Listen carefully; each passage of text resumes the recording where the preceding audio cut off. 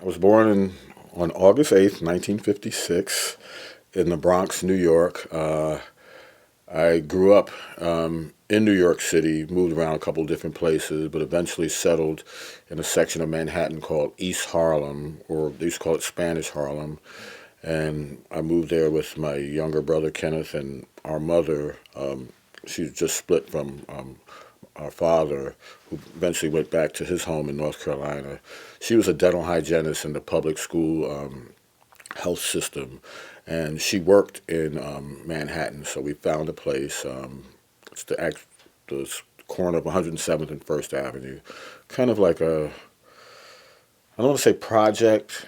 It's sort of like 20-story buildings. They were like pre-co-op type things where you kind of bought into it, and then when you left, they took the place back. But we were there from about age 9 till I left to go to college. And let's see. What was your family musical? I found out later. I actually have a cousin on my father's side. His name was Quentin Rocky White, and he was a drummer, and he actually played with the Duke Ellington Orchestra. Yeah, he did. He was actually the last drummer to play with that orchestra when Duke was alive. And that was probably like the early to mid 70s. Maybe into, yeah. Well, I'm not sure when Duke passed, but I think he started playing in the band in the 70s. I never got to meet him. I came close one time. I think it was like 1982. We were in New York and we just couldn't hook up. But he's probably the most notable one. Yeah. What's your earliest music memories? Ooh, wow. Probably my stepfather. His name's Ronald Gator. I think I was probably maybe maybe 7 or 8, and we would go over to his house after church. And he was a self-taught pianist. He wasn't very good, but he loved classical music. So he had all this music, had all these albums, and all this music, like books and like things going from Haydn exercises to like Bach sonatas, Beethoven. He just had his own library, very much like what's over there. And I would listen. He would put on classical music. That's what he loved, and I would always actually put my ear up to the speaker. I'd be on the ground, just kind of listening and just soaking the stuff in. And my mother didn't really pay much attention to it, but he said, you might want to give him some lessons. Because what I would do is, like, after I'd listened for a while, oh, he also had a piano, I'm sorry. He had a piano in his house, and he had this sound system and all these records. So after I'd listen, I would go over to the piano and just try to start plinking out what I heard, or thought I heard. And he suggested that, give him some piano lessons or something like that. And unbeknownst to me at the time, he actually helped my mother pay for those lessons. So I was a pianist for the first, I guess I started taking lessons around 8 or 9. That continued till I got to the Music and Art High School in Manhattan, which is now part of Fiorello LaGuardia School of the Arts. And at the time, if you played piano and if you sang, you had to take up a secondary instrument.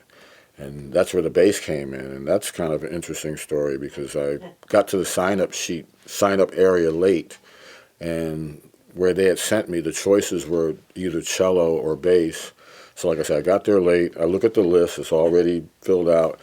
And all the girls had picked the cello. And all the boys had picked the bass. So I'm like the last one there. And I'm like looking at this list. And I'm saying... And I'm thinking about my hands because at the time, the bass looks kind of big and like callousy. And I had no intentions of really playing this instrument seriously. I thought I was going to be a piano player. But I'm looking at this list. It was kind of like, I guess I felt the pressure to, be gender pressure. So I ended up signing on to the bass. So that's how I got to the bass. And I hated it, I don't know if you know, like high school basses, they're not the best basses at all. They're like kind of plywood or fiberglass or something. The action's real high. And we're talking like the early 70s, like 73, 74. So a lot of stuff. It was just like everything was just really archaic, and my hands hurt, and it was. I mean, I literally hated it for about 6 months, but I knew I was being graded on it. So eventually, I just said, well, you got to figure this out. You got to, and by the time I got to my junior senior year, I guess I was getting good at it, and I like playing in the orchestra. So I enjoyed that, and I was starting to play piano less and less. Other thing too, I found that there was a lot of piano players that were just like a lot better than me. So, and there weren't a lot of bass players, and I was kind of progressing. So it's like, okay, maybe this might be, for me. Still classical. I hadn't done any jazz yet. My stepfather, in addition to this extensive jazz, not extensive classic. I'm going to edit this. Extensive classical archive. He had like maybe 6 or 7 non classical or sacred, because they were very religious. So it was either that, that kind of stuff, like Handel's Messiah, all that kind of stuff, but in the classical world. But he had like a couple of records that I liked. I remember one was a George Shearing record with strings. Another one was Horace Silver's Blowing the Blues Away, it's Sister Sadie and St. Vitus Dance and a bunch of other tunes. What else? What else did he have? A Meters record, the New Orleans group, so that was some little funky stuff. He literally had like one record from each genre. He didn't have any R&B, but I remember those 3 records. Oh, he had a James Moody record. Maybe that was the one with strings. And the George Shearing record had vibes on it, so that was a little mellow. So I liked all those records. So, but like I said, they sounded good, but my intentions were, I'm going to be this classical guy. And at the time, because I was playing upright bass, my goal was to be the first African-American bass player in the New York Philharmonic. I thought that was kind of, because there weren't a lot of openings, and I was kind of hoping that might happen. That's where my head was. Interesting. Didn't think I was going to play jazz at all. I didn't. I probably had a little bit of an elitist attitude, because while I was in high school, they did have a jazz band. They had some folks that played, and there was one guy that kept talking about Ron Carter. His name was Ricky Evans, and he was a jazz guy. He kept saying, "Just Ron Carter, Ron Carter, Ron Carter." It's like, shut up, man. I'm like, I'm going to play this, But anyway, he was in my head. So yeah, it just kind of. So what were the pieces that you were playing at that time? Classical pieces with the bass. Well, just like the symphony orchestra stuff. I mean, I remember I really liked Mozart's 40th Symphony in G minor. Da da da da da da da da da. That was good. Beethoven's Fifth, a lot of the Beethoven stuff. I love Handel's Messiah. I love playing in the orchestra. I love the music and everything. And there were some nice tricky parts. Some Tchaikovsky. He wrote like I think 6 symphonies, and I liked one of the obscure early ones. It might have been the second one. It was a little kind of off. Did anybody warn you that at that time that you were aspiring to be in the symphony orchestra? The symphony orchestra were terribly discriminated. Oh yeah, I knew that, but that's what I'm saying. I was gonna anyway. I was gonna be the first one. Oh. So I already knew what we were up against, So and it wasn't, it's, to be honest, I didn't really. Maybe I just didn't really know. I was a little naive, but you could kind of tell because you didn't see too many in there. But I just figured I would just be that guy, hopefully, and if I worked hard. So I just was. That's where I was, that's what I wanted to do. So, okay, let me ask you this. Now, were you listening to any, like most teenagers, pop music on the radio? A little bit, but it's funny. I grew up Seventh-day Adventist, and at the time they were real strict. They didn't any kind of secular music. We didn't really listen to it, so I had to sneak and do that. Like I had my little 45s, and in my room I'd listen with the volume real low. So I would sneak, and then we'd go outside, listen to stuff on the radio. So I did listen to some R&B at the time. I definitely did, and in people's houses they had it. I had a good friend that all he listened to was James Brown. That's all he listened to. So I got a heavy dose of James Brown from this guy. And I listened to, coming up. I remember the first time I heard Can't Hide Love by Earth, Wind and Fire, it just like knocked me out. It was like, what is this? It was like so coming up, I'm still thinking I'm going to be this classical guy, but had an appreciation for the R&B, and I like gospel music too. So I listened to and we had some of that, but like I said, my mother was mainly this kind of sacred and classical. My stepfather's more classical. My mother's more like sacred, but the sacred classical. So it was all that kind of older kind of stuff. Negro spiritual, some of that stuff too. So fairly, I mean, I had to sneak and listen to the R&B. Definitely had to sneak it, and I liked it too. And it was like, so why can't we listen to it? But we can't. So I snuck and did that. I used to like the B-sides too. That's the other thing. The B-sides actually had a little bit more. They weren't as popular, but there was more going on musically. So I guess I was kind of drawn to that as well. All right, now describe the if you can remember this, like the crystallizing moment when you decide I'm going to be a professional musician and make it my life's work. Probably in high school. I think I was coming along. I got to play in an orchestra. It wasn't really it was an all city type orchestra. It wasn't all city, but it was an orchestra where we had a bunch of rehearsals. We had a performance at Queens College. God, I forget the conductor's name. It's so long ago. His name was Stahl. And I remember a black cellist, who actually saw play in the All City Orchestra at Lincoln Center. And I think being in that orchestra with all these great musicians, and we had like several blacks and a couple of Asians in there, so it was kind of diverse. And we were all like high school, like, coming along. And I think that was probably that experience, those rehearsing and that performance, and just seeing, just that group of people. And that's when I knew I wanted to do this. Once again, it's just classical now. So, but that's that's probably when it really, and I don't know. I probably always wanted. Well, I wanted to be a basketball player too, but I wasn't tall enough, and I played like a forward, so I didn't just have the high. I couldn't dribble that well, but I like to, rebound and go inside, take people to the hole. But I just didn't. That didn't work out, So I did. Well, well, when did you first make the switch from classical to jazz, and why? And when? Okay, that's interesting. Okay, now I got a partial scholarship to Eastman School of Music up in Rochester, New York, studying classical.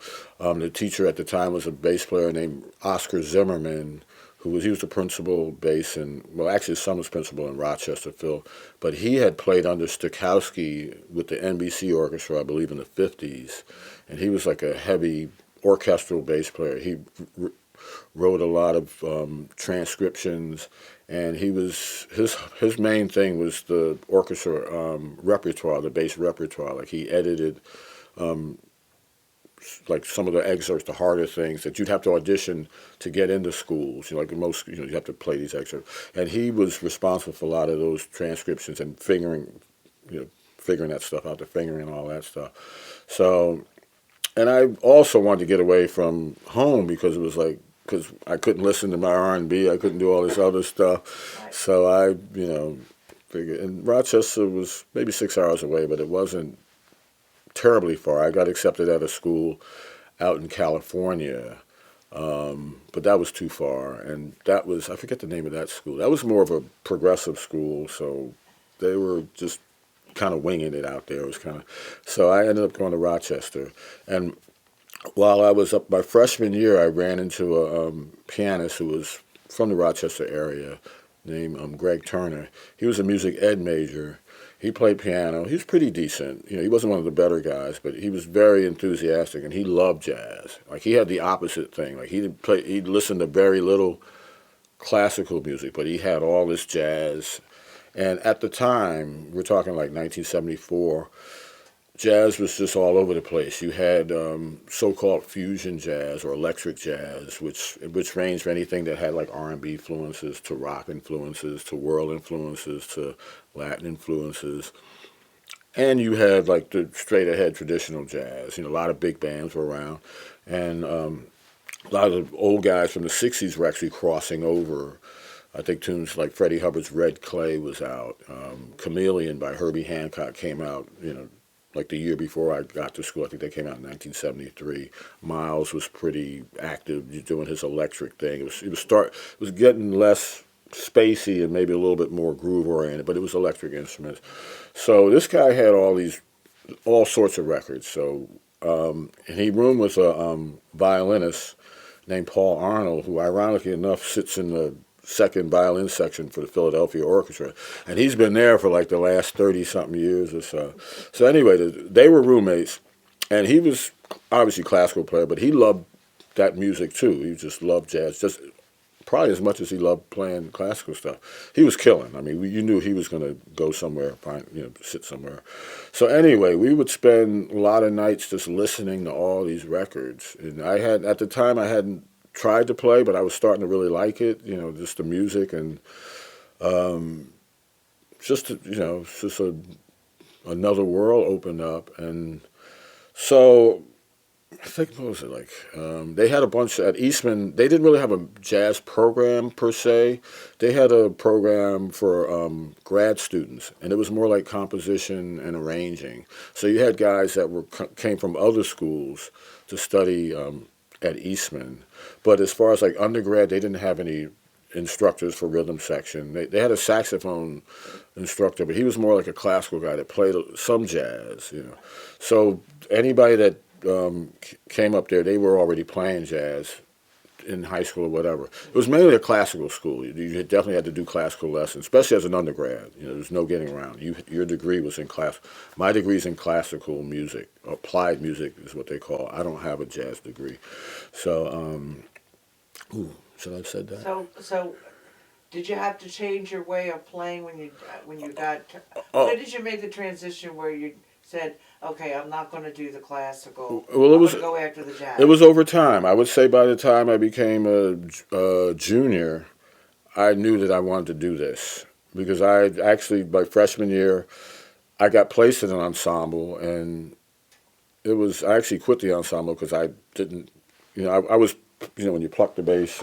So, like we were saying, yeah, I had to change a lot of stuff. First of all, I'd never really played jazz, so everything was with the bow, so I would, whatever. And then there'd be pizzicato parts in the orchestra every time. But you would hold the bow and you would do this kind of plucky kind of thing, like real delicate. And jazz is more like this. I had to learn to stop doing it because I was hitting strings, so I had to, I don't know if you can see my hand, how it kind of comes back up. And it's bent, as opposed to this plucky, because that's how I was playing. It looked like an idiot, So anyway, that was the main thing. And I had to get calluses and all that kind of stuff, which hurt my hands because now my right hand's messing up. So that took about, over time I figured out. But the first 6 months that was kind of rough. But that's the main thing. I had to learn that